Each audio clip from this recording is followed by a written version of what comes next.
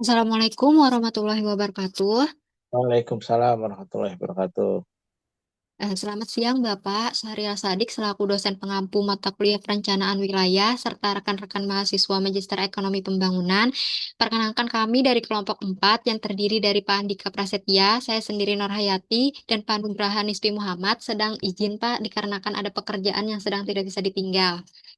Yang akan membahas Oke. terkait perencanaan wilayah berbasis komunitas, peningkatan peran kelompok sadar wisata atau Pokdarwis dalam meningkatkan kontribusi dan keberlanjutan pembangunan pariwisata di Kabupaten Hulu Sungai Selatan.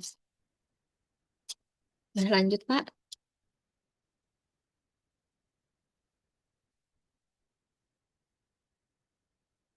Untuk outline dari presentasi ini adalah bagian pertama, itu pendahuluan yang mencakup latar belakang, rumusan masalah, dan tujuan penelitian. Bagian kedua adalah tinjauan pustaka yang akan membangun fondasi konseptual kajian ini, mulai dari community based planning, perspektif ekonomi pariwisata, tipologi partisipasi masyarakat, hingga konsep Pokdarwis itu sendiri. Kemudian bagian ketiga ada gambaran wilayah Hulu Sungai Selatan, termasuk profil daerah, potensi wisata, statistik, dan profil Pokdarwis yang ada.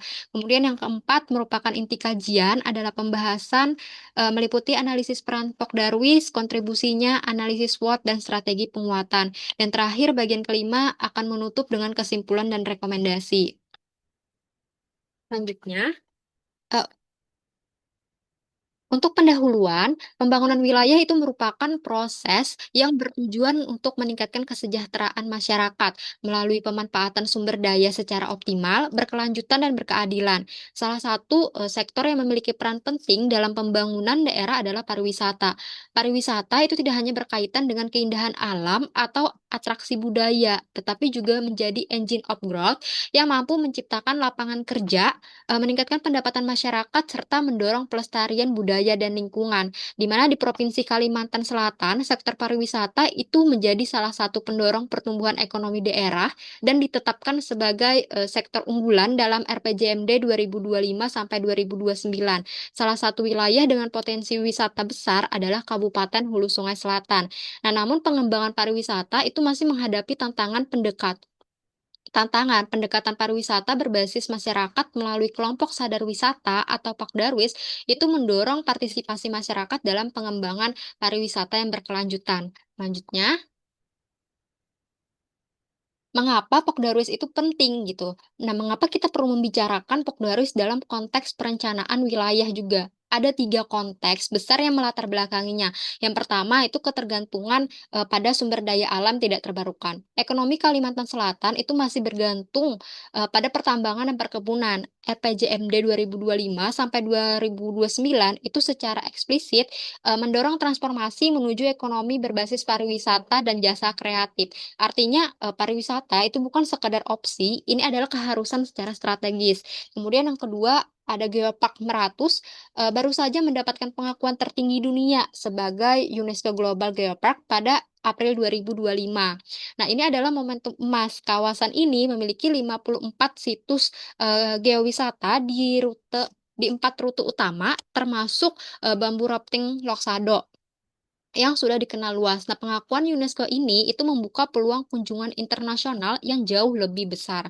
Namun, ini adalah konteks ketiga, ada kesenjangan serius yang perlu diatasi. Infrastruktur belum merata, kapasitas SDM komunitas itu masih terbatas, dan yang paling kritis adalah Pokdarwis belum terintegrasi secara formal dalam dokumen perencanaan daerah. Disinilah Pokdarwis menjadi kunci sebagai penghubung antara masyarakat lokal, pemerintah daerah, dan pelaku usaha dalam kerangka community based planning.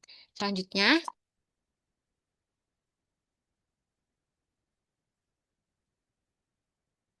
dari latar belakang berikut, kami merumuskan 4 pertanyaan penelitian yang saling berkaitan. Yang pertama, bagaimana peran Pokdarwis dalam perencanaan wilayah berbasis komunitas di Kabupaten Hulu Sungai Selatan?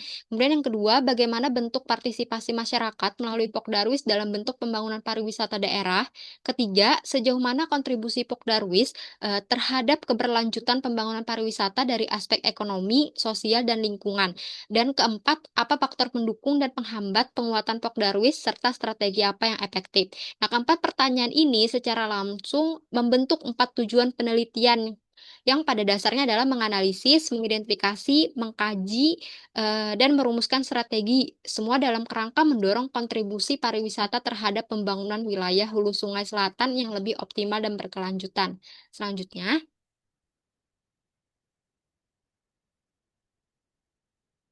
tinjauan pustaka. Bagian ini penting untuk memastikan kajian kita memiliki pijakan konseptual yang kuat. Kerangka konseptual, kajian ini terdiri dari 4 pilar, teori yang saling menopang. Pilar pertama adalah Community Based Planning atau CBP. Nah, perencanaan wilayah itu berbasis komunitas yang menempatkan masyarakat lokal sebagai subjek utama, bukan objek perencanaan. Pendekatan ini berangkat dari premis bahwa masyarakat yang tinggal dan berinteraksi langsung dengan suatu wilayah memiliki pengetahuan lokal yang sangat berharga dan tidak dapat digantikan oleh data teknis semata.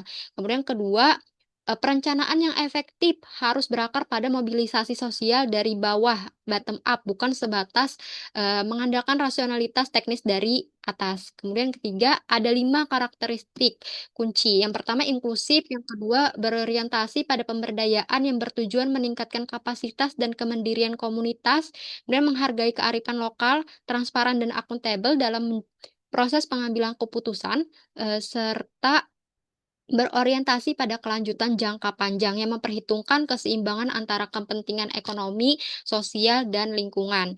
Kemudian, pilar kedua itu adalah pariwisata dalam perspektif ekonomi wilayah dan keberlanjutan.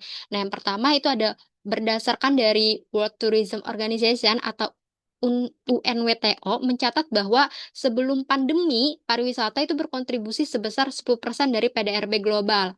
Nah, yang kedua, yang lebih penting adalah multiplier efeknya. Pengeluaran wisatawan tidak hanya terjadi di objek wisata, tetapi menyebar juga ke berbagai sektor seperti transportasi, akomodasi, kuliner, kerajinan, dan sektor lainnya. Kemudian ketiga, konsep pariwisata berbasis community based tourism menekankan bahwa masyarakat lokal itu harus menjadi pengelola sekaligus penerima manfaat utama. Kemudian terakhir, keberlanjutan ekonomi berarti bahwa pariwisata itu dapat memberikan manfaat jangka panjang bagi semua pemangku kepentingan termasuk masyarakat lokal. Keberlanjutan sosial budaya yang berarti pariwisata itu menghormati dan memperkuat identitas budaya lokal. Sedangkan keberlanjutan lingkungan itu berarti eh, pariwisata tidak melebihi daya dukung ekosistem dan aktif berkontribusi pada konservasi sumber daya alam. Kemudian ada pilar ketiga adalah teori partisipasi masyarakat dari Arnstein 1969. Dengan partisipasi masyarakat itu ada 8 tingkat yang dianalogikan sebagai anak tangga. Yang pertama itu ada manipulation, yang kedua terapi, yang ketiga informing, 4 consultation, yang kelima application, yang keenam partnership, yang ketujuh delegated power, dan yang kedelapan itu citizen control, di mana anak tangga ini dilihat dari yang terendah ke yang tertinggi. Dalam konteks pengembangan pariwisata berbasis komunitas, idealnya masyarakat lokal dilibatkan setidaknya pada tingkat kemitraan atau partnership gitu kan. Targetnya partnership dan citizen control. Namun di mana em, mereka terlibat aktif dalam pengambilan keputusan bersama pemerintah dan pemangku kepentingan lainnya. Tapi dalam praktiknya, keterlibatan masyarakat dalam banyak program pariwisata di Indonesia itu masih berada pada tingkatan konsultasi atau bahkan sekedar pemberitahuan, yaitu masih level 3 sampai 4. Nah, ini menjadi alat ukur kita untuk menilai seberapa jiniu partisipasi Pokdarwis HSS saat ini. Kemudian yang pilar terakhir adalah konsep Pokdarwis itu sendiri, di mana Pokdarwis adalah lembaga kemasyarakatan yang terdiri dari unsur-unsur masyarakat yang memiliki kepedulian dan tanggung jawab serta berperan sebagai penggerak dalam menciptakan iklim yang kondusif bagi tumbuh dan berkembangnya kepariwisataan di daerahnya. Kemudian yang didirikan atas dasar Undang-Undang Nomor 10 Tahun 2009 dan PP Nomor 50 Tahun 2011 dengan 3 fungsi utama yaitu motivator, komunikator, mitra wisata yang berlandaskan pada Sabta Pesona. Selanjutnya, faktor keberhasilan dan pengembangan Pokdarwis dan CBT gitu. Ada 5 faktor keberhasilan utama. Yang pertama, partisipasi inklusif itu melibatkan semua segmen komunitas secara aktif dan setara dalam seluruh siklus pengelolaan wisata. Kemudian yang kedua, program pelatihan berkelanjutan yang mencakup aspek teknis wisata, hospitality, digital marketing, dan manajemen keuangan. Kemudian yang ketiga ada dukungan pemerintah, konsisten dan regulasi fasilitas teknis dan alokasi anggaran yang memadai dan terencana. Yang keempat, kemitraan strategis dengan sektor swasta, akademisi, dan lembaga non-pemerintah. Kemudian yang kelima, serta inovasi produk wisata yang terus-menerus untuk mempertahankan daya tarik destinasi. Sebaliknya, faktor penghambat perkembangan Pokdarwis dan CBT.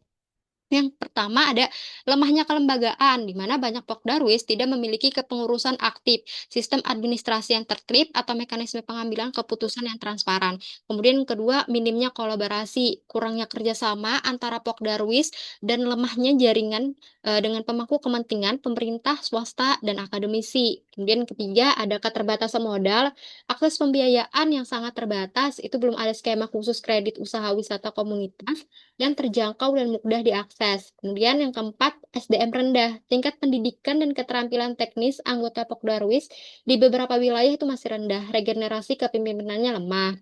Kemudian terakhir, persoalan hak tanah. Konflik hak atas tanah di destinasi wisata itu menjadi penghambat serius bagi pengembangan fasilitas dan investasi komunitas. Selanjutnya, gambaran wilayah Hulu Sungai Selatan. Boleh lanjut, profil dan potensi pariwisata Kabupaten Hulu Sungai Selatan, di mana Kabupaten Hulu Sungai Selatan ini memiliki luas wilayah 1.804 kilometer persegi yang terbagi dalam 11 kecamatan dengan populasi sekitar 225.000 jiwa. Nah, dari sisi potensi pariwisata, HSS itu memiliki kekayaan yang luar biasa gitu kan. Dalam 4 kategori, ada wisata alam dengan destinasi unggulannya adalah Bambu Rafting Loksado, kemudian ada air terjun Haratai, Danau Amandit, dan Pegunungan Meratus. Kemudian dari sisi wisata budaya, itu ada upacara adat Dayak Meratus, perkampungan adat, seni tari tradisional, dan kerajinan lokal. Kemudian dari UNESCO Geofrag yang ditetapkan pada April 2025, itu terdapat dari 54 situs geowisata di 4 rute utama yang melintasi 6 kabupaten atau kota di Kalimantan Selatan. Nah, di mana yang terakhir data wisata kuliner khas Banjar beserta produk UMKM lokal, ada anyaman tradisional, oleh-oleh khas Hulu Sungai Selatan. Nah, yang menjadi game changer adalah status UNESCO Global Geofrag. Ini bukan sekedar penghargaan, tetapi ini adalah pengakuan dunia terhadap nilai geologi, keanekaragaman hayati, budaya, komitmen keberlanjutan kawasan Meratus. Statusnya membuka akses ke jaring geofag dunia dan potensi kunjungan wisatawan mancanegara yang jauh lebih besar. Kemudian selanjutnya, nih, statistik dan kebijakan pengembangan pariwisata Kabupaten Hulu Sungai Selatan. Nah, bagaimana sih posisi pariwisata dalam perekonomian HSS saat ini? Nah, rencana jangka menengah daerah Kabupaten Hulu Sungai Selatan itu menempatkan pariwisata sebagai salah satu sektor prioritas pengembangan, sejalan dengan arah kebijakan pembangunan Provinsi Kalimantan Selatan, yang mana kontribusi langsung terhadap PDRB itu masih terbilang rendah. Sektor akomodasi dan makan minum berkontribusi sekitar 2-3% terhadap PDRB, sementara perdagangan terkait wisata itu melebihi 5%. Namun perlu dicatat bahwa sistem pencatatan data pariwisata kita itu masih belum optimal, sehingga angka-angka ini kemungkinan underestimate terhadap dampak real pariwisata gitu. Dalam dokumen RPJMD, pariwisata itu ditetapkan sebagai sektor unggulan dengan target peningkatan kunjungan wisatawan yang berbasis data terukur, di mana diversifikasi produk wisata alam, budaya, religi, dan kuliner khas Hulu Sungai Selatan. Kemudian pembinaan dan penguatan kapasitas Pokdarwis masuk sebagai program prioritas. Lanjut, berikutnya. Profil Pokdarwis Kabupaten Hulu Sungai Selatan, di mana tersebar di berbagai kecamatan dengan konsentrasi terbesar itu di 4 kecamatan utama. Loksado menjadi pusat konsentrasi Pokdarwis terbesar karena merupakan pintu gerbang kawasan ekowisata Meratus dengan aktivitas bambu rafting, Sungai Amandit sebagai daya tarik unggulan. Kemudian kedua ada Padang Batung, fokus pada wisata alam dan perkampungan adat Dayak Meratus. Kemudian yang ketiga, Telaga Langsak, itu kawasan wisata air dan pertanian organik berbasis komunitas. Kemudian yang keempat, Simpur, berfokus pada wisata religi, budaya lokal Banjar, dan kuliner khas Banjar. Nah, secara organisasi, Pok Darwis itu mengikuti struktur standar Kementerian Pariwisata dengan ketua, sekretaris, bendahara, dan 5 divisi operasional yang terdiri dari daya tarik wisata, akomodasi dan kuliner, promosi dan pemasaran, seni dan budaya, serta lingkungan dan kebersihan. Di mana keanggotaan itu bersifat terbuka bagi semua warga yang berminat dengan komposisi yang beragam, mulai dari pelaku usaha wisata, pengrajin dan seniman lokal, pemuda Karang Taruna, ibu-ibu PKK, tokoh adat, serta tokoh masyarakat. Nah, satu catatan penting bahwa jumlah Pokdarwis aktif terus bertambah, namun kualitasnya sangat bervariasi. Ada Pokdarwis yang terstruktur dan aktif, ada pula yang hanya aktif secara administratif. Nah, ini menunjukkan bahwa perlunya program pembinaan yang terdiferensiasi. Kemudian selanjutnya akan dilanjutkan oleh Pak Andika.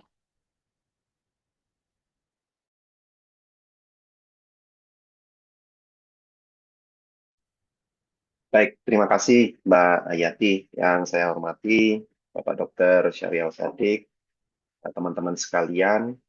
Tadi kalau saya boleh ringkas ya, Mbak Hayati sampaikan tiga hal penting. Pertama bahwa yang sedang kelompok kami coba bahas adalah perencanaan wilayah berbasis komunitas dan yang kami pilih komunitas Pok Darwis untuk pengembangan pariwisata. Pariwisata di mana? Di HSS.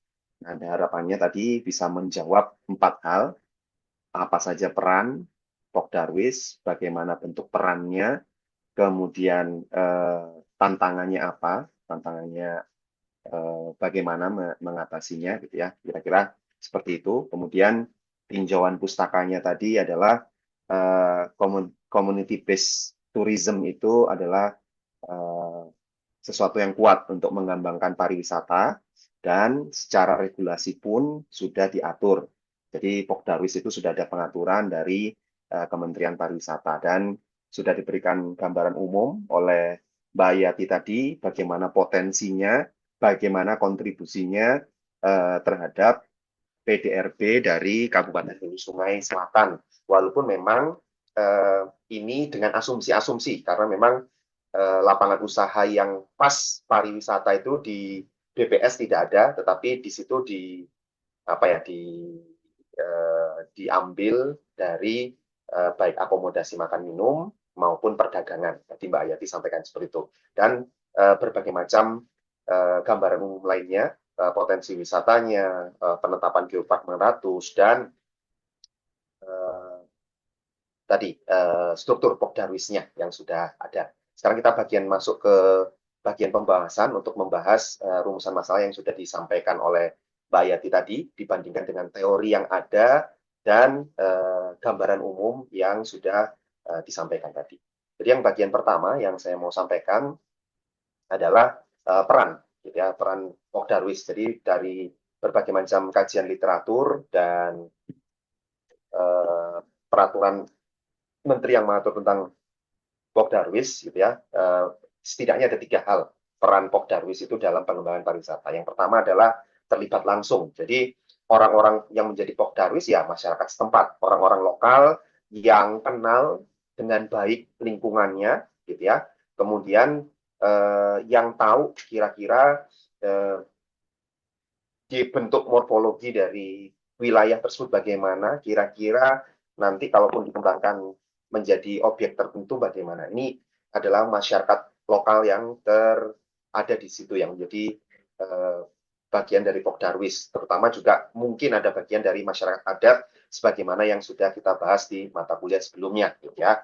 Kemudian selain terlibat langsung, terlibatnya di mana? Di penyusunan rencana pengembangan. Ya, kalau sekali lagi sering banget kita bahas di HSS ini di tempatnya Bro Chandra, gitu ya.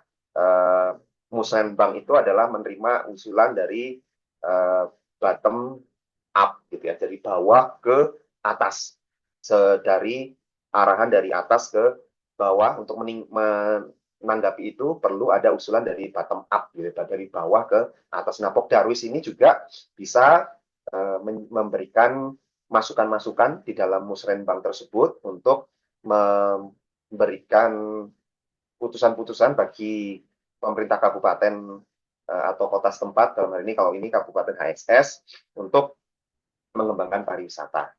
Kemudian yang ketiga perannya adalah dia berkolaborasi juga ya sebagai partner strategis dari Dinas Pariwisata yang ditugaskan oleh bagian dari pemerintah kabupaten untuk mengembangkan pariwisata gitu ya. Jadi inilah 3 peran dari Pokdarwis. Kemudian kalau saya boleh lanjutkan, menurut Arnstein ya 1969 ya, partisipasi Pokdarwis itu ada 4 hal. Tadi sudah dibahas ya, perencanaan, pelaksanaan program-program dari pemerintah tadi, pengawasan dan evaluasi, karena mereka ada di situ, berinteraksi langsung, mengikut mengelola juga, merasakan hasilnya juga, mereka juga bisa memberikan pengawasan dan evaluasi dari yang sudah dilakukan gitu ya. Kemudian bisa pembagiannya pun itu nanti di dalam Pokdarwis juga akan membagikan bagi hasilnya antara pemerintah kabupaten sebagai PAD maupun langsung diberikan kepada masyarakat sebagai retribusi atau kontribusi buat desanya tersebut. Oke, nah, apa kontribusinya? Kontribusinya adalah dari 3 aspek ini. Tadi sudah disampaikan Mbak Ayati ya, aspek tidak saja melulu berhubungan dengan uang, aspek ekonomi, tapi juga ada aspek sosial budaya dan lingkungan. Oleh karena itu makalah kami mengangkat isu berkelanjutan, pembangunan berkelanjutan, karena memang tidak hanya melulu ekonomi saja yang dibahas, tapi mudah-mudahan kontribusinya komunitas ini juga ke aspek-aspek lain seperti aspek sosial budaya dan lingkungan.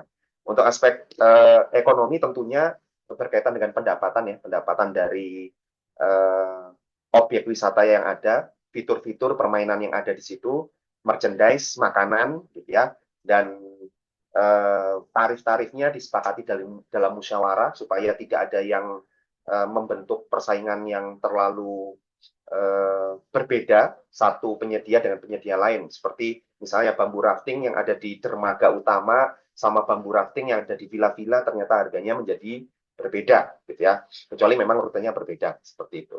Kemudian ada dari dan untuk lokal, harapannya nanti yang kebutuhan-kebutuhan yang ada di Lok 1 di pariwisata itu juga bisa disuplai oleh lokal itu sendiri. Untuk aspek sosial budayanya, menjaga kearifan lokal yang ada di situ gitu ya. Kita tahu bahwa di Lok 1 itu adalah mayoritas masyarakat adat Dayak yang kaya dengan kesenian, yang kaya dengan tradisi gitu ya. Ini yang harus Pokdarwis juga lakukan, melestarikan itu gitu ya. Mungkin orang tidak akan mau melestarikan kalau tidak ada ini gunanya untuk apa gitu ya. Apakah cuma sekedar tradisi atau ternyata sesuatu yang bisa menghasilkan uang, sesuatu yang menghasilkan pendapatan, sehingga keberlanjutannya itu ada. Orang generasi-generasi seterusnya mau meneruskannya kembali gitu ya. Jadi ada selain aspek ekonomi mendorong pelestarian aspek sosial budaya. Jadi sosial budaya akan terus ada, sama seperti contohnya di Bali. Di Bali tidak hanya sekedar religi, tidak sekedar budaya dan tradisi, tapi itu bisa menghasilkan atau mengenerate penghasilan buat wilayahnya, buat orang-orang yang melakukan kesenian atau tradisi tersebut. Gitu ya. Kemudian ada aspek lingkungan. Aspek lingkungannya tentunya dari ekonomi, budaya, akhirnya juga timbul kesadaran untuk menjaga itu. Menjaga supaya berkelanjutan. Kalau misalnya lingkungan itu menjadi rusak, maka sumber-sumber penghasilan yang bisa diberikan secara multiplier tadi, maka akan menjadi hilang. Oleh karena itu, Pokdarwis juga berkontribusi untuk menjaga kebersihan, menjaga kesinambungan lingkungan dari objek wisata ini. Gitu ya. Kalaupun memang ada bantuan-bantuan, ada inisiatif sendiri, ada PAD sendiri, maka penghijauan itu bisa dilakukan secara mandiri, ya, mandiri. Ya. Jadi tidak sekedar menggunakan, tetapi merawat, mengusahakan, dan memelihara dari objek wisata tersebut. Inilah secara gampangnya peran dan kontribusi Pok Darwis yang membawa 3 aspek manfaat: ekonomi, sosial budaya, dan lingkungan.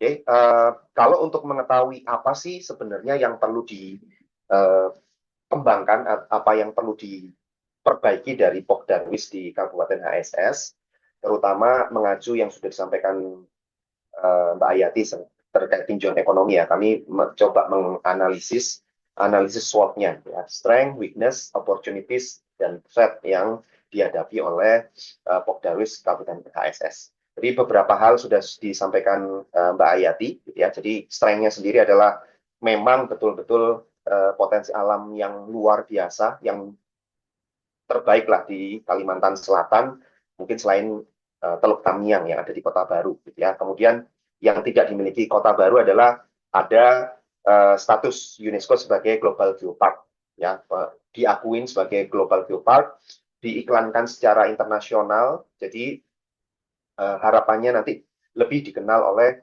wisatawan atau turis-turis dari mancanegara, dari turis-turis internasional. Kemudian punya kearifan lokal dan komunitas komunal yang kuat, gitu ya. Cuman weakness-nya, ya benar, weakness-nya tadi sudah disampaikan juga sama Mbak Hayati. Kami pun juga waktu OJK beserta dinas terkait ke sana juga, waktu kami berbicara dengan orang lokal, kemudian pemilik villa, kemudian yang jualan di situ, gitu ya. Kita ngobrol, banyak ngobrol di situ, tokoh-tokoh masyarakat, gitu ya. Memang kapasitas SDM untuk pengembangan pariwisata ini kurang. Dalam hal apa? Dalam hal bahasa Inggris, kemudian penguasaan teknologi, gitu ya. Mengenai teknologi ini malah ada sarkasme, gitu ya. Kita sudah dikenal global UNESCO, tapi listrik aja bisa jadi mati 3 kali sehari, gitu ya, kayak minum obat.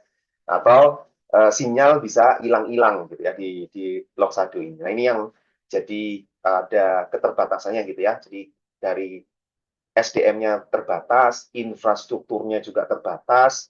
Bahkan kalau teman-teman yang asli Kalimantan Selatan mau pesen itu pun juga melalui WA, tapi belum bisa memanfaatkan seperti tiket.com, Traveloka, masih sedikit yang menggunakan itu ya, karena tadi keterbatasan penggunaan teknologi dan jaringannya juga terbatas. Nah, ini jadi tantangan yang utama, saya kira, karena dengan dibukanya Global UNESCO tadi, masyarakat lokal nggak mungkin juga akan pesan melalui WA. Kita jadi nggak bisa memverifikasi ini beneran atau penipuan atau bagaimana. Tapi dengan platform pihak ketiga seperti online travel agent itu, tiket.com, Traveloka, Agoda, dan lain sebagainya, itu akan membuka transaksi yang lebih efisien, transaksi yang lebih transparan, transaksi yang lebih terjamin dari itu semua. Itu kemudian masih terbatasnya modal dan akses pembiayaan ke sana, dan juga mungkin dokumentasinya untuk mengiklankan itu juga masih terbatas. Ya, opportunity-nya ada tren peningkatan kunjungan pariwisata, ya, ada juga di RPJMD-nya ada pariwisata menjadi salah satu fokus utama pemerintah Provinsi Kalimantan Selatan, ya. Platformnya juga sudah ada, tinggal dimanfaatkan saja. Ancamannya terkait dengan peningkatan usaha, peningkatan kontribusi pariwisata melalui komunitas ini tentunya ada potensi ancaman yang harus diwaspadai juga. Pertama adalah degradasi lingkungan, itu akibat pertambangan. Tadi sudah kita bahas di yang sebelumnya, di mata kuliah sebelumnya, sektor ekstraksi atau pertambangan di Hulu Sungai Selatan itu ada, gitu ya. Tapi ngarahnya ke daerah pegunungan Meratus, bahkan sempat ada yang dibatalkan izinnya, itu, gitu ya. Kemudian pergeseran nilai dan identitas budaya lokal, karena semakin sedikit masyarakat yang mau meneruskan tradisi itu, gitu ya, padahal itu berpotensi untuk mengembangkan wisata, ya. Terus adanya kebijakan, pergantian kebijakan atau pimpinan. Seperti itu. Nah, dari keempat analisis ini, SWOT ini, maka kami mengusulkan adanya strategi penguatan peran Pokdarwis di 3 jangka waktu, gitu ya, baik di jangka pendek sesuai dengan RKPD maupun jangka menengah dan jangka panjang, jangka menengah di RPJMD maupun di jangka panjang di RPJP, gitu ya. Itu harapannya. Ya, yang pertama tentunya jangka pendek yang harus segera diperbaiki adalah penguatan SDM dan kelembagaan, karena memang kita sedang, kalaupun diiklankan besar-besaran untuk masyarakat datang ke Loksado, baik secara skala nasional maupun luar negeri, ya akan menjadi susah kalau penguasaan teknologi, penguasaan bahasa Inggris, tata keuangan yang baik, itu tidak disajikan dengan baik. Layanan, service excellent, kemudian CHSE, clean health safety environment itu tidak diterapkan, maka nanti akan menjadi bumerang, backfire bagi review dari pengembangan Loksado ini. Ini yang saya pikir ini. Kemudian secara keorganisasian pun harus dibuat kelembagaan atau unit usaha yang jelas supaya Pokdarwis ini punya badan hukum untuk mengembangkan usahanya. Nanti di bagian akhir saya akan coba share dari salah satu desa di Malang. Ya.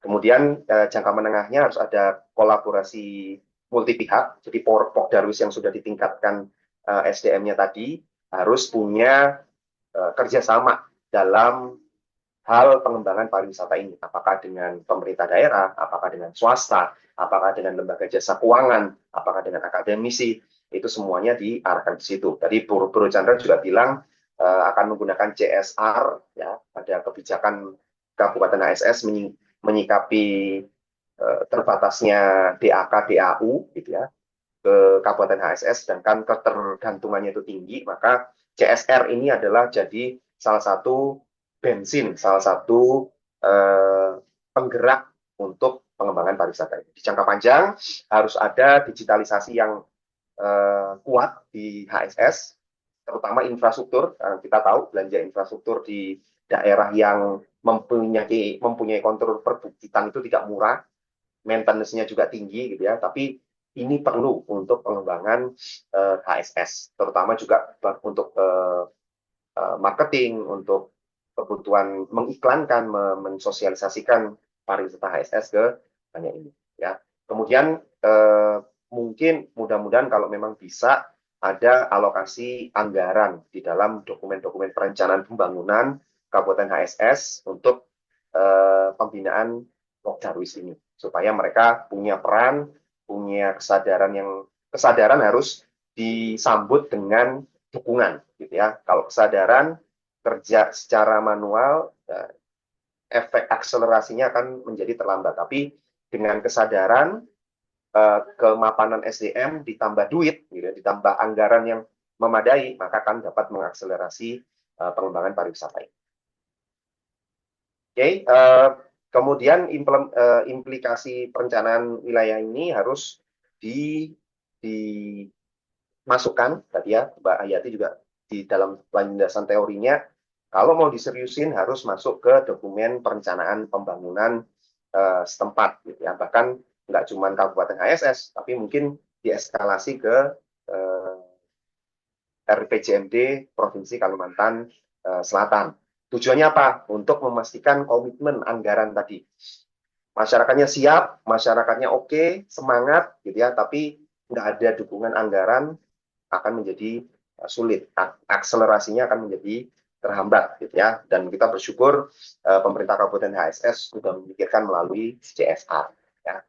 Kemudian di dalam model perencanaan partisipatif ini ada 6 langkah yang akan perlu menjadi perhatian, gitu ya. Pertama, adanya forum musyawarah desa supaya mereka punya satu visi. Penting untuk mengembangkan, penting untuk membangun desa, gitu ya. Kalau nggak ada forum ini, maka akan sulit kalau cuman dihandle 1-2 orang tertentu yang misalnya, oh ini anggota DPRD, ini siapa, ini tokoh adat, tokoh ini. Berbagai macam kepentingan ini harus dimusyawarahkan dalam satu musyawarah desa, ya. Kemudian setelah ada musyawarah itu diagregasikan, gitu ya, diagregasikan, ditampung, dijadikan satu, dikumulatifkan, diperoleh kesepakatan, gitu ya, kemudian diajukan ke kabupaten. Ada perencanaan kolaboratif antara pemerintah daerah dengan Pokdarwisnya, kemudian diimplementasikan juga bersama-sama sebagai Pokdarwis sebagai operator di daerah wisata yang terlibat langsung, tinggal di situ, terlibat langsung tadi ya, mengevaluasi langsung, menjaga langsung, dan mendapatkan manfaatnya langsung. Dievaluasi, dan tentunya kalaupun menghadapi konflik harus tetap dipikirkan ada selalu ya kita bicara mengembangkan sesuatu itu menyatukan satu ide di dalam satu kerangka yang utuh itu agak sulit. Ada orang-orang yang punya pendapat-pendapat lain, ini harus ada resolusi konflik dengan pendekatan yang ada kearifan lokal, ya, pendekatan-pendekatan yang mengikuti tradisi lokal untuk itu, ya. Oke, pada akhirnya dari pembahasan tadi kami bisa menarik kesimpulan sebagai berikut. Yang pertama adalah tidak diragukan lagi HSS memiliki potensi besar untuk pengembangan pariwisata di Kalimantan Selatan yang harapannya bisa meningkatkan PAD daerah. Tapi ada keterbatasan yang harus dijawab, yaitu mengenai kelembagaan Pokdarwisnya, infrastruktur pariwisatanya, dan kapasitas SDM komunitas lokalnya. Gitu ya. Yang kedua, partisipasi Pokdarwis lebih kuat pada tahap implementasi. Jadi mereka dikasih top down apa, gitu ya, itu yang dilaksanakan. Tetapi di dalam perencanaan masih belum cukup banyak dilibatkan, ya. Kemudian yang ketiga, kontribusi Pokdarwis itu ada di 3 dimensi: ekonomi, sosial budaya, dan lingkungan yang saling berkaitan, saling memberikan efek multiplier. Faktor penghambat utamanya adalah keterbatasan SDM, anggaran minim, aksesibilitas terbatas ya, termasuk telekomunikasi, dan lemahnya integrasi antara program Pokdarwis dalam dokumen perencanaan formal daerah. Yang kelima adalah integrasi Pokdarwis ke dalam dokumen perencanaan daerah, mulai dari RKPD, RPJMD, Dinas Pariwisata, adalah suatu syarat yang institusional, supaya ada dasar legalitas yang pasti, dasar untuk mengalokasikan anggaran, dasar untuk mengevaluasi keberlanjutan pengembangan pariwisata ini. Itu kemudian bagian akhir, ini adalah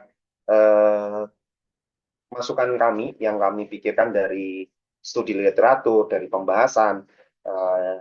Ada 4 pihak yang kami berikan rekomendasi. Adalah yang pertama adalah pemerintah Kalsel dan pemerintah Kabupaten ASS. Harus ada dokumen yang terintegrasi secara eksplisit dan terukur ke dalam RPJMD. Jadi ada tuntutan pengembangan komunitas Pokdarwis ini mendapatkan pembinaan, mendapatkan anggaran, mendapatkan tugas, mendapatkan target dari pengembangan wisata, gitu ya. Kemudian ada perbaikan infrastruktur, aksesibilitas, terutama teknologi informasi dan listrik ya, yang lebih stabil di destinasi utama. Kemudian ada penetapan target kunjungan wisata. Dan satu lagi, penataan administratif ya. Ini mohon maaf, kelupaan, penataan administratif supaya PAD ini juga bisa dihitung, diperoleh secara real oleh pemerintah daerah, bukan saja masuk kepada orang-orang tertentu saja. Ya. Pokdarwis harus ada penguatan pengelolaan SDM, terutama kelembagaan dan organisasi yang jelas. Kalau nggak ada kelembagaan dan organisasi yang jelas, seperti BUMDes-nya, ya, itu nanti tidak akan menjadi, kalau cuma sebatas komunitas tanpa legalitas yang jelas, berhubungan dengan pihak lain itu akan menjadi sulit, ya, menjadi sulit, terutama contohnya dengan lembaga jasa keuangan. Lembaga jasa keuangan akan lebih sulit kalau membiayai orang per orang dibandingkan dengan komunitas. Itu sulit dibiayai, tapi dengan BUMDes itu bisa, ya.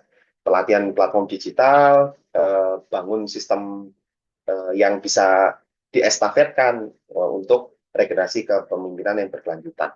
Ya.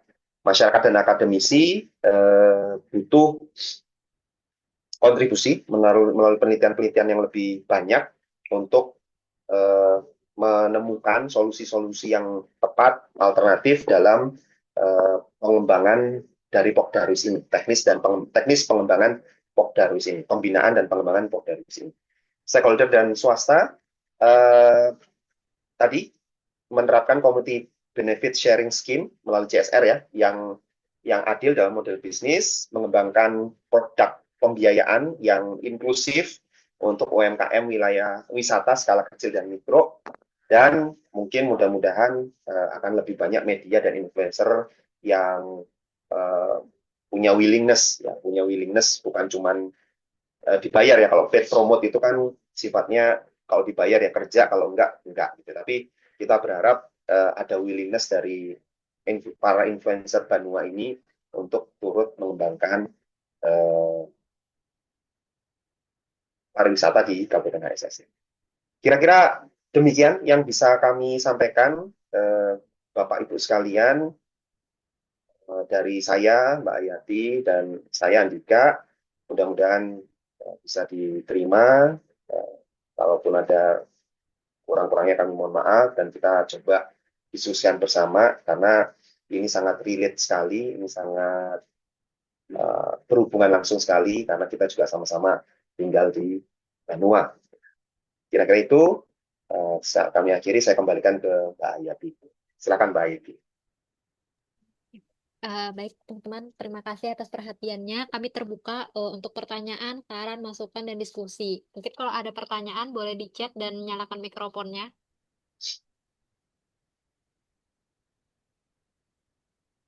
Dari kelompok satu, mungkin kami membuka dari 3 pertanyaan dulu untuk sesi pertama. Apakah ada yang ingin bertanya? Kelompok satu, kelompok dua mungkin, atau Pak Chandra mungkin ada yang ingin bertanya.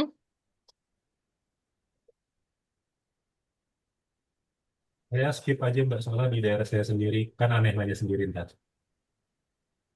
Itu ada masukan mungkin.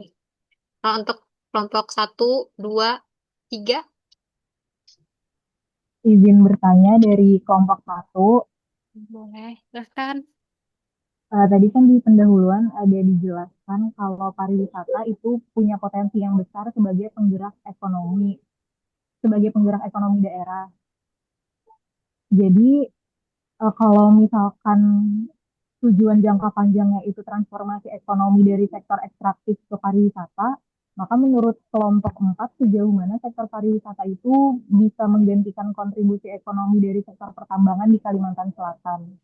Terima kasih. Terima kasih untuk Nabila pertanyaannya. Nanti mungkin bisa dicat juga ya biar ke record. Ada lagi pertanyaannya? 2 pertanyaan lagi? Boleh nih teman-teman. Untuk kelompok satu, kelompok dua mungkin.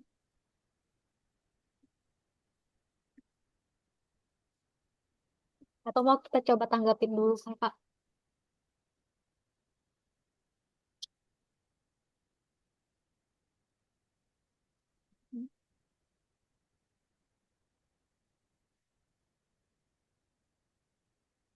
Ada lagi teman-teman? Lala misalnya, Nadia, Bro Rizal. Izin bertanya, perkenalkan nama saya Andi Nadia Zafira. Izin bertanya, dalam analisis SWOT ini kan disebutkan bahwa kapasitas SDM dan kelembagaan Darwis ini kan masih lemah. Apakah peningkatan pelatihannya saja secukup atau diperlukan investasi kebijakan yang lebih struktural seperti reformasi tata kelola kelembagaan dan pariwisata daerah? Kasih satu pertanyaan lagi mungkin. Mbak Tri atau Pak Arijal. Ya, untuk sesi 2 nanti silahkan dibuka ya kalau masih ada pertanyaan. Apa tadi Pak? Suaranya kecil banget Pak. Ya, sesi 2 nanti silakan bisa dibuka juga kalau memang masih ada pertanyaan. Baik, Pak. Untuk satu pertanyaan lagi, teman-teman.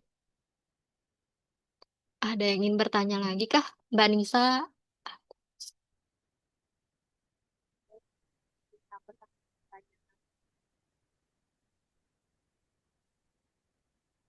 Latifah kah? Suaranya diperbesar. Suaranya kedengaran lah, Kak. Suaranya kecil banget. Oh, ini sih. Apa? Iya. Iya. Oke, maaf ya teman-teman kalau misalnya suaranya agak kurang kedengaran karena di sini hujan. Mungkin menambahkan satu pertanyaan buat kelompok Hayati. Tadi kan dijelaskan ya di materi bahwa partisipasi masyarakat melalui Darwis itu di Kabupaten Hulu Sungai Selatan itu kalau nggak salah masih berada di level konsultasi ya atau di level 3 sampai 4 ya tadi kalau nggak salah. Yang menunjukkan pendekatan top down itu masih cukup dominan. Nah, jika demikian, apakah Darwis itu benar-benar dapat disebut sebagai community beside planning atau justru masih lebih bersifat program pemerintah yang melibatkan masyarakat itu secara terbatas atau masih melibatkan masyarakatnya masih sangat sedikit gitu. Mungkin itu aja Kak Hayati. Terima kasih Latifah pertanyaannya. Udah cukup 3 ya pertanyaannya untuk sesi pertama. Kita akan coba tanggapi.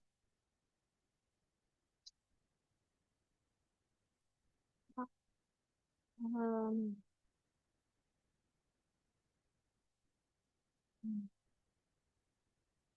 Ah, Saya izin nanggap ya untuk pertanyaan dari Andi Nadia tadi. Pertanyaan kan terkait analisis SWOT disebutkan bahwa kapasitas SDM dan kelembagaan Pokdarwis itu masih lemah. Apakah peningkatan pelatihan saja cukup atau diperlukan intervensi kebijakan yang lebih struktural seperti reformasi tata kelola kelembagaan pariwisata daerah? Nah, menurut saya mungkin bisa ditambahkan nanti sama Pak Andika. Kalau misalkan pelatihan saja itu tidak cukup karena ini bukan sekedar masalah kapasitas individu, melainkan masalah sistematik yang membutuhkan intervensi yang level lebih dalam gitu. Karena pelatihan itu bersifat supply side, ia meningkatkan kemampuan orang, tetapi tidak mengubah lingkungan kelembagaan tempat mereka beroperasi. Misalkan seseorang nih dilatih manajemen keuangan, lalu kemudian kembali ke Pokdarwis orang tersebut. Nah, tapi di Pokdarus itu tidak memiliki rekening resmi, tidak ada AD atau ART yang jelas, dan anggaran dari pemerintah tidak tersalur karena Pokdarwis tidak terdaftar secara hukum misalkan. Nah, kemampuan individu itu menjadi sia-sia karena strukturnya tidak mendukung gitu. Kan dari presentasi tadi juga kan memuat bahwa kondisi partisipasi HSS itu kan masih berada di level 3 sampai 4 gitu di konsultasi. Bukan karena warganya tidak mampu, tapi karena sistem perencanaan daerah belum memberi ruang formal bagi Pokdarwis untuk terlibat di tahap pengambilan keputusan gitu. Kemudian intervensi struktural apa yang sesungguhnya diperlukan gitu. Nah, eh, ada 3 mungkin ya. Yang pertama itu reformasi dokumen perencanaan gitu. Nah, selama Pak Darwis itu tidak masuk dalam secara eksplisit dalam RPJMD, RKPD dan Restra Dinas Pariwisata, nah program pembinaan itu akan selalu bergantung pada goodwill pejabat yang sedang menjabat. Nah, ketika kepemimpinan berganti, program tuh bisa berhenti gitu. Integrasi formal adalah jaminan kelembagaan yang melampaui siklus politik. Kemudian ada juga reformasi mekanisme anggaran gitu. Nah, saat ini kan akses Pokdarwis itu terhadap dana desa, APBD maupun skema pembiayaan UMKM itu masih sangat terbatas karena persyaratan administratif yang tidak ramah bagi organisasi komunitas informal. Diperlukan skema khusus, misalnya blok grant berbasis kinerja yang memungkinkan Pokdarwis itu mengelola anggaran secara mandiri dan akuntabel. Kemudian reformasi struktur representasi. Pokdarwis itu perlu mendapat kursi formal dalam forum-forum perencanaan gitu kan. Seperti musrenbang, mungkin sekedar diundang sebagai pendengar. Ini menyangkut bukan sekedar diundang sebagai pendengar gitu. Ini menyangkut perubahan regulasi daerah yang secara eksplisit itu mengakui Pokdarwis sebagai pemangku kepentingan dengan hak suara. Mungkin itu untuk jawaban untuk Nadia. Kalau ada tambahan dari Pak Andika, boleh dikerjakan.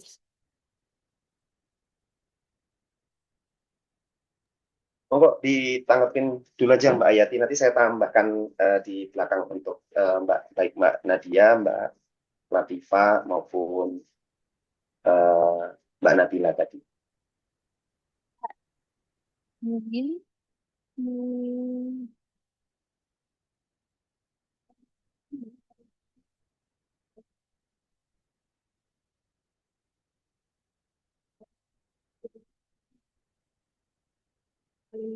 Selatan. Kemudian untuk pertanyaannya Nabila gitu kan, dijelaskan bahwa pariwisata memiliki potensi yang besar sebagai penggerak ekonomi daerah. Jika tujuan jangka panjangnya adalah transformasi ekonomi dari sektor ekstraktif ke pariwisata, menurut kelompok 4 sejauh mana sektor pariwisata mampu menggantikan kontribusi ekonomi dari sektor pertambangan di Kalimantan Selatan gitu kan. Ah, berdasarkan dari presentasi tadi juga, gambaran singkatnya kan bahwa pertambangan khususnya batu bara itu menyumbangkan sekitar 20-30% PDRB di Kalimantan Selatan gitu dan menjadi sumber PAD terbesar. Nah, sementara pariwisata HSS itu kan cuma berkontribusi 2-3% lewat akomodasi dan perdagangan terkait wisata gitu. Dengan data yang bahkan belum terukur optimal, kesenjangan sangat besar dan tidak realistis untuk dijembatani dalam waktu singkat gitu. Kemudian juga ada 3 keterbatasan yang mendasar pariwisata sebagai pengganti gitu. Yang pertama adalah skala ekonomi yang berbeda. Suatu perusahaan tambang tuh bisa menyumbang pajak dan royalti miliaran rupiah per tahun. Nah, sedangkan pariwisata berbasis komunitas itu bekerja dalam skala mikro. Pendapatan tersebar di banyak pelaku kecil yang justru jadi kelebihan secara distribusi, tapi kelemahannya secara agregat skala. Kemudian ketergantungan infrastruktur. Nah, pariwisata itu butuh jalan, konektivitas digital, air bersih, dan fasilitas dasar yang sebagian besar dibangun dari pendapatan sektor ekstraktif gitu. Nah, transisi ini tuh menciptakan paradoks, mengurangi tambang berarti mengurangi sumber dana untuk membangun infrastruktur yang justru dibutuhkan pariwisata. Kemudian ketiga bahwa tambang itu menghasilkan pendapatan besar dan cepat. Pariwisata berbasis komunitas itu butuh waktu bertahun-tahun untuk membangun ekosistem, reputasi destinasi, dan rantai pasok lokal yang matang.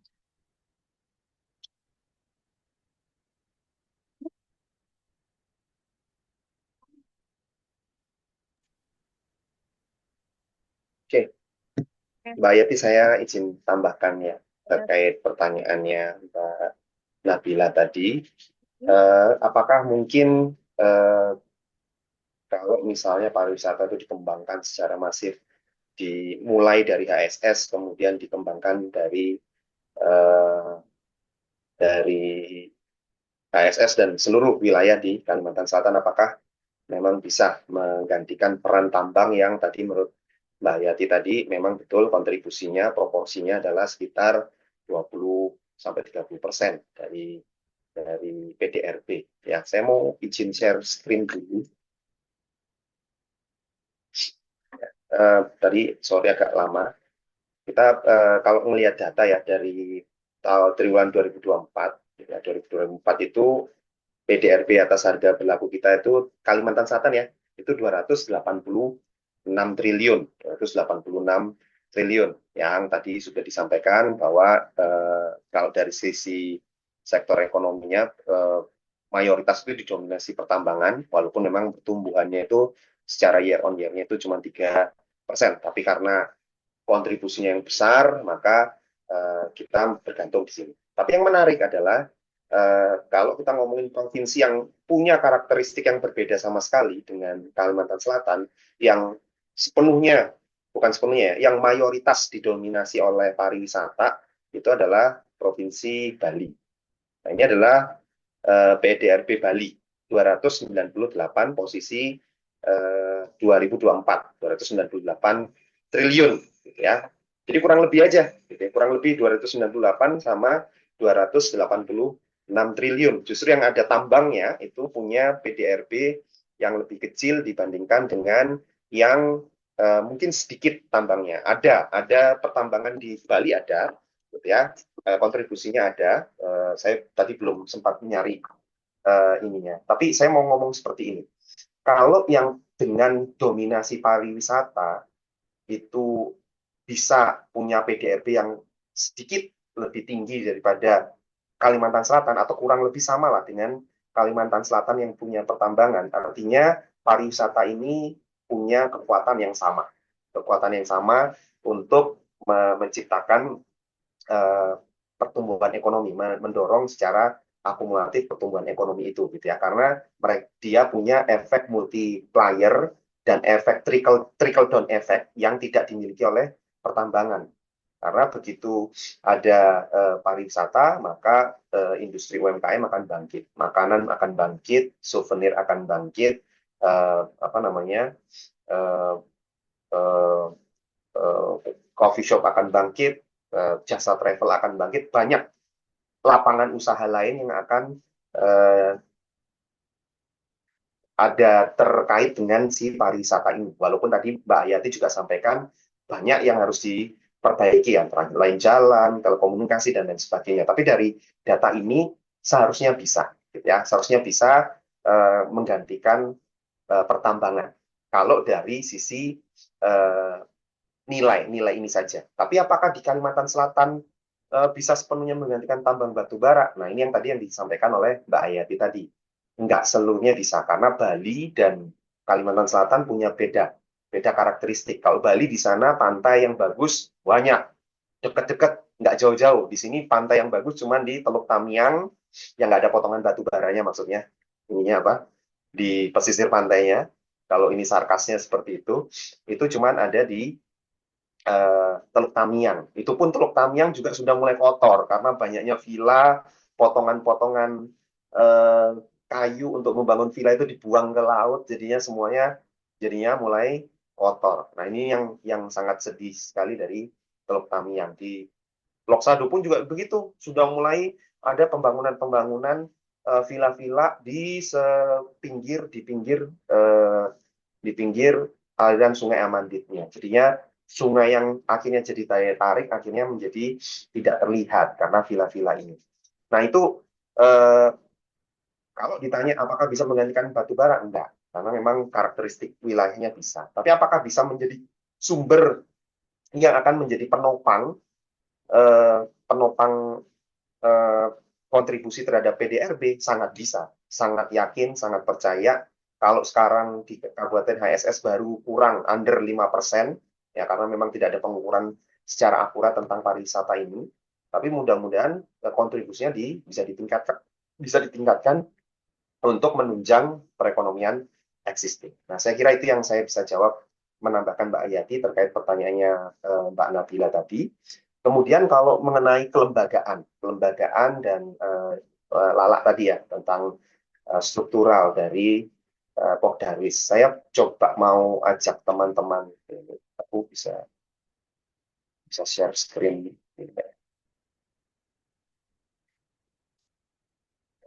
Share.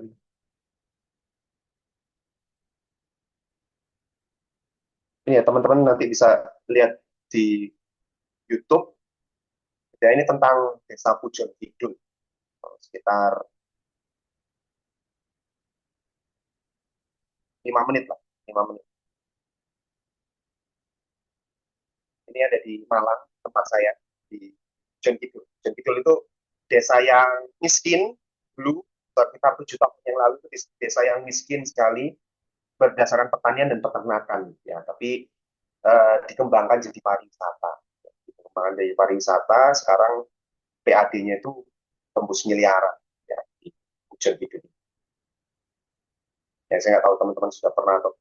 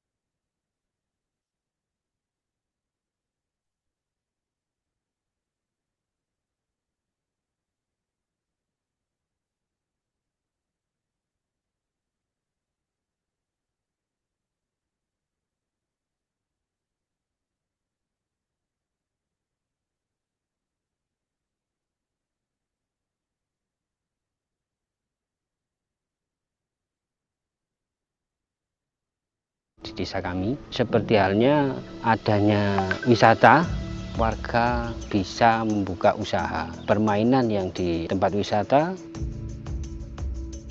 juga ada pertokoan,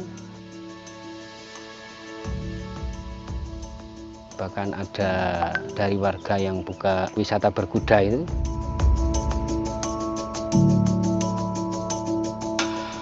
Jadi masyarakat sekarang sudah tidak lagi membicarakan pembangunan fisik, tetapi sudah saya harus dapat apa dari nilai ekonomi ketika pembangunan ini berjalan di Bojonggidul. Jadi seperti ini, peternakan sapi perah yang dulunya hanya menjual langsung dikirim dalam bentuk belum olahan, sekarang sudah berkembang. Ibu-ibu PKK membuat bermacam-macam olahan yang nilainya lebih meningkat lagi. Kita pun harus ikut aktif. Jangan kita ini hanya cuma menanti uluran tangan. Kalau bisa kita itu kreatif, bisa termotivasi apa yang bisa kita berikan demi kemajuan desa kita.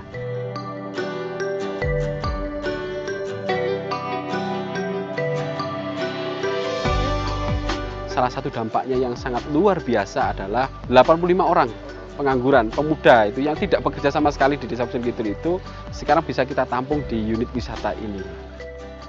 Kemudian menurunkan angka urbanisasi.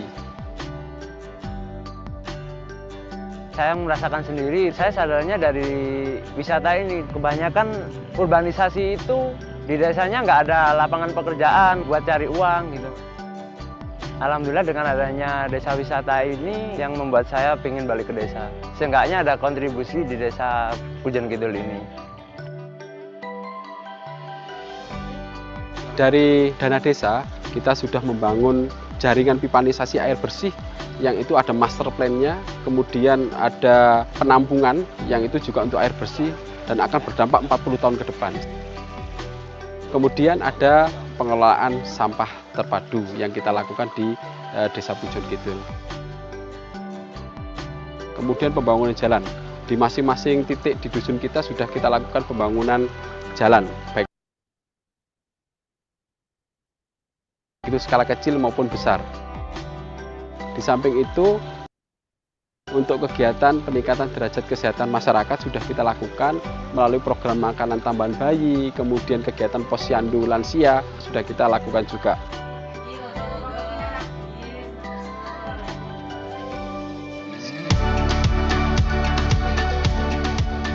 Pesan saya, semua warga desa, kita berlomba-lomba untuk berkreativitas, untuk memajukan desa kita sendiri. Toh di dalam desa itu, semua desa ada kelebihan juga ada kekurangan. Mari kita gali bersama-sama. Sejak 2015 pemerintah terus meningkat. Oke, saya kira itu ya, teman-teman tadi udah lihat ya dari tayangan video ini udah nampak harus ada inisiatif dari dua sisi. Dari atas ke bawahnya ada dananya, dana desa tadi, gitu ya, dana desa atau apapun dana yang lain yang bisa disupport oleh pemerintah daerah, baik melalui dinas pariwisata untuk pembinaan dan pengembangan. Tapi satu sisi juga ada tokoh-tokoh masyarakat atau Pokdarwisnya. Ini sayangnya nggak disebutkan ya, tapi di video yang lain, di bagian video yang lain itu juga disebutkan Pokdarwis itu juga punya inisiatif, punya kemauan untuk memajukan desanya, gitu ya, dikembangkan, dibina, dikasih arahan, dikasih percontohan bagaimana mengembangkan ini, memberikan tarif-tarif yang menarik untuk kita belanja lebih banyak, gitu ya. Jadi teman-teman luar biasa di Bojonggidul itu gini, kita bayar tiket masuk 15.000, tapi kita dikasih kupon 5.000 yang bisa kita belikan atau diskonkan untuk apakah beli oleh-oleh, apakah beli makanan, apakah beli apa, kupon itu dikembalikan lagi gitu ke ininya. Jadi kita bayar tiket kontribusi, tapi kita juga terpancing untuk beli karena merasa punya wadah tiket diskon nih, kupon diskon nih. Sayang kalau nggak digunakan untuk misalnya panahan, berkuda, ATV, atau beli oleh-oleh. Nah ini dua sisi inilah ya. Jadi lebih banyak di Bojonggidul contoh nyata dari CBT yang disebutkan Mbak Ayati dalam tinjauan teori tadi ya, community based tourism, Jadi kepala desanya melalui Pokdarwis, kaki-kakinya ini, dia punya organisasi yang jelas, dibuatkan BUMDes untuk kelola duitnya, unit yang terpisah dari unit desanya. Gitu ya. Jadi semacam desanya yang dapat dana desa ini mensubsidi unit tersebut punya penghasilan, dikerjasamakan lagi dengan eh, eh, perbankan atau siapa gitu ya. Itu sebenarnya ada BNI di situ ya. Di video yang lebih baru ada kerjasama BNI, baik dari sisi CSR, penggunaan KRIS-nya, kemudian pembiayaannya, objek-objek pembiayaan. Jadi masyarakat yang punya tanah itu bisa bikin agro, petik tomat, petik sayur, petik apa-apa, itu juga dapat pembiayaan KUR dari perbankan. Tapi semuanya dijembatani oleh BUMDes tadi, ya, koperasi BUMDes tadi. Nah, ini pentingnya kenapa Pokdarwis ini tidak boleh sekedar komunitas, memang komunitas, tapi harus punya kelembagaan struktural yang benar-benar sesuai dengan ketentuan Menteri Pariwisata. Supaya apa? Membuka akses kerjasama dengan lebih banyak stakeholder. Saya kira sementara itu yang bisa saya tambahkan dari Mbak Hayati. Saya kembalikan ke Mbak Hayati. Terima kasih Pak Dika. Sudah selesai untuk sesi pertama, lanjut untuk sesi kedua. Apakah ada yang ingin bertanya lagi? Boleh nyalakan mikrofonnya kalau ingin bertanya untuk sesi 2.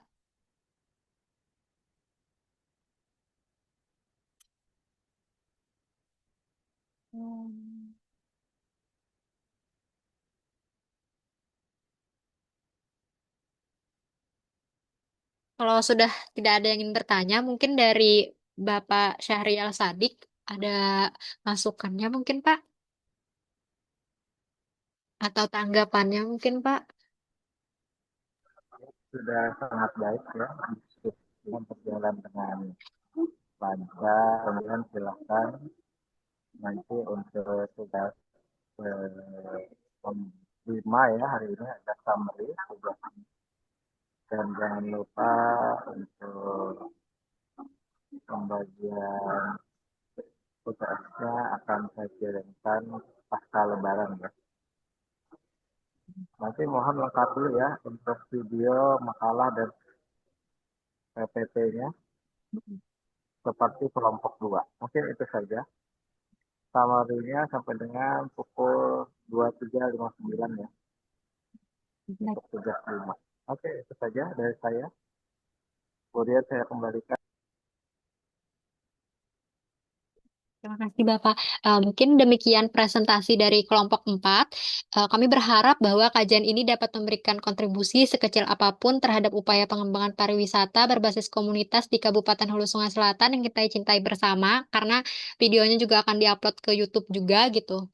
Nah, kami percaya bahwa ketika masyarakat lokal diberikan kepercayaan, kapasitas, dan ruang untuk menjadi pengelola destinasi wisata di tanah mereka sendiri, bukan sekedar penonton atau bahkan korban dari pembangunan pariwisata, maka pariwisata akan benar-benar menjadi instrumen pembangunan yang adil, bermartabat, dan berkelanjutan.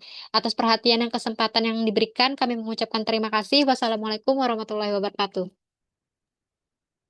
Waalaikumsalam warahmatullahi wabarakatuh. Terima kasih Pak Dr. Syahrial Sadik, teman-teman semuanya.